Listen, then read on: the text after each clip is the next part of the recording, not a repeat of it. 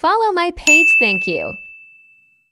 Luto tayo ng spaghetti dahil 3 months na yung apo ko ngayon. Pagluluto ko siya ng spaghetti. Lagyan natin konting asin, mantika.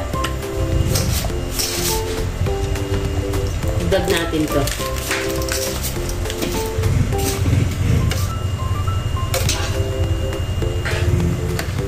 Konting kulo pa.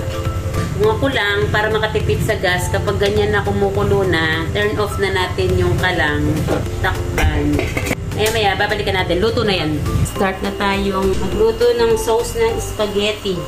Lagay tayo ng mantika, bawang, yung ating sibuyas, yung ating ground pork, carrots,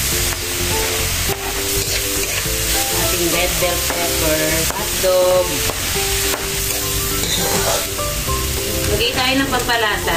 Lagyan na natin yung sauce. Cheese para matunaw sa sauce. Palalamigin lang natin ng konti. Tapos ihalo na natin yung ating spaghetti.